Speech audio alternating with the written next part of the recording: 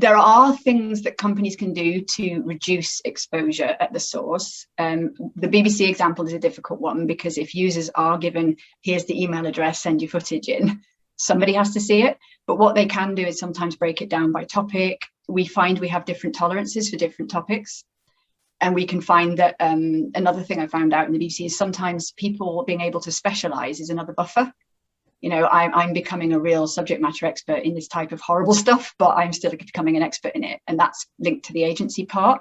And someone else who perhaps says, I really, really do get triggered by a certain type of stuff, and it would be better for me if I could avoid that. It can be moved around, if that makes sense. I mean, the mechanisms inside a company are very, very different. In content moderation, very big challenge for all the reasons you said. If we're going to keep the users safe, then this stuff has to be grabbed hold of. Huge debates about artificial intelligence. I'm not going to claim that's my expertise. Where I come into contact with that is hearing about how sophisticated is it becoming. And then there are huge moral questions about it, huge questions about how effective it is not to have the nuances of human mind who can think about policy.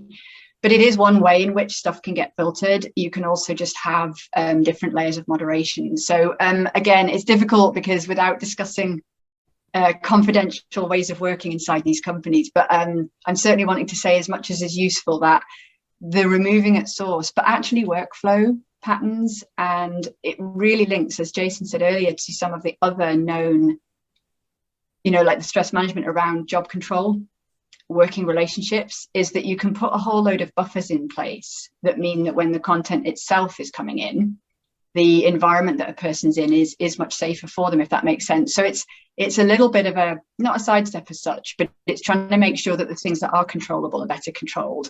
And then the capacity to deal with the stuff that is part of the job will likely have less. And then there's the PPE, developing self-awareness, just to say, I know I'm triggered in certain ways by certain things, and I won't always know when I'm going to see that one piece, because often the way content moderation is done is it just all comes in.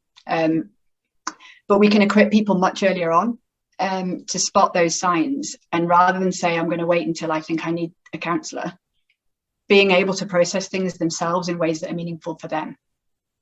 And that goes back to what I said about the individuals needing to be way more involved where at all possible for it to be meaningful, but where a manager or a department may be able to do a whole bunch of risk assessments for slips, trips, falls, you know, working from height, and then let people know, you know, here's the risk assessment, here's the PPE, this is how you use it.